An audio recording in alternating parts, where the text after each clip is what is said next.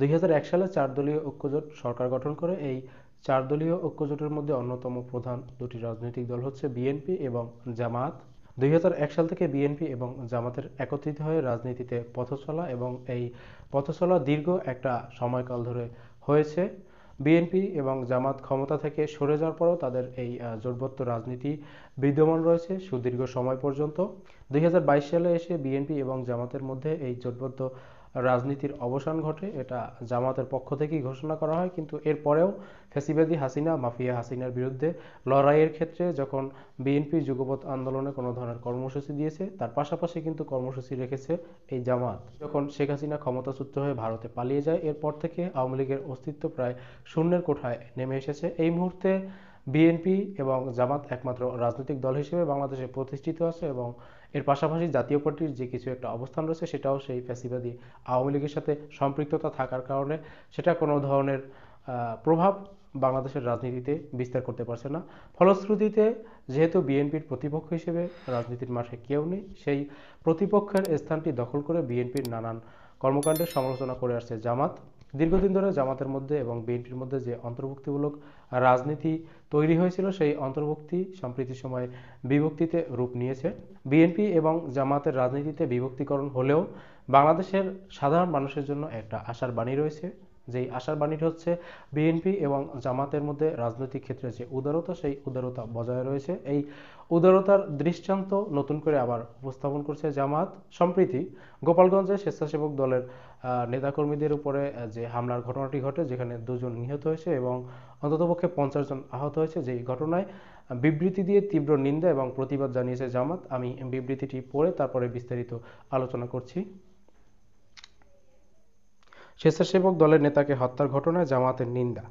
গোপালগঞ্জে আওয়ামী লীগের নেতাকর্মীদের হামলায় স্বেচ্ছাসেবক দলের ক্রীড়া সম্পাদক শওকত আলী দিদার সহ 2 জন নিহত হওয়ার ঘটনায় নিন্দা ও প্রতিবাদ জানিয়েছে বাংলাদেশ জামায়াত ইসলামী।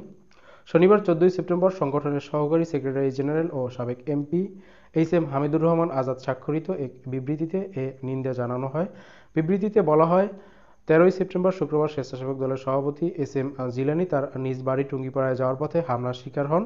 বিকাল 4টার দিকে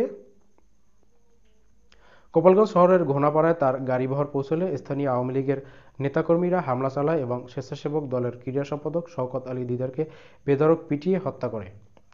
উন্নত চিকিৎসার জন্য ঢাকা আনার পথে আরও একজন মারা যান। এই হামলায় স্বেচ্ছাসেবক দলের সভাপতি এস এম জিলানী ও তার স্ত্রী, গোপালগঞ্জ জেলা মহিলা দলের সভাপতি রওশন আরা রত্না, মহানগর স্বেচ্ছাসেবক দলের নেতা সবুজ সহ আরও 50 জন আহত হন।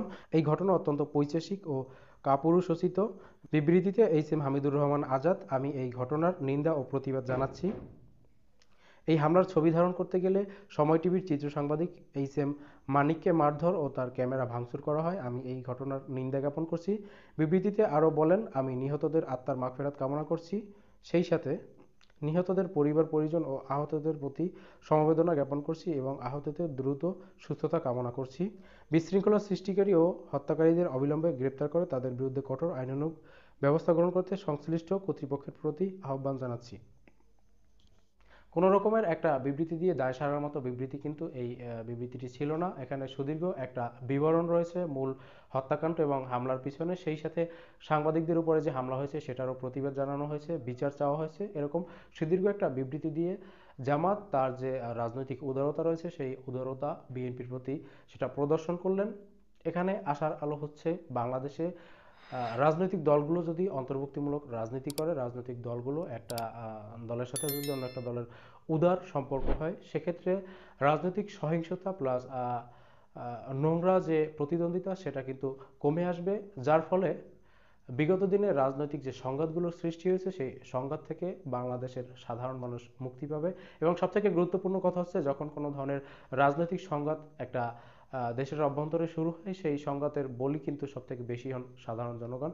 সুতরাং আমি মনে করি জামাত ইসলামের এই যে উদারতার রাজনীতি, এই উদারতার রাজনীতি জামাত ইসলামকে আরও সামনের দিকে এগিয়ে নিয়ে যাবে। সেই সাথে জামাত ইসলাম যে ধরনের উদারতা প্রদর্শন করছে প্রতিপক্ষের রাজনৈতিক দলের সাথে, সেই একই ধরনের উদারতা বিএনপিও জামাতের প্রতি প্রদর্শন করবে, সেই আশাবাদ ব্যক্ত করে আমি আজকের এই ভিডিওটি শেষ করছি।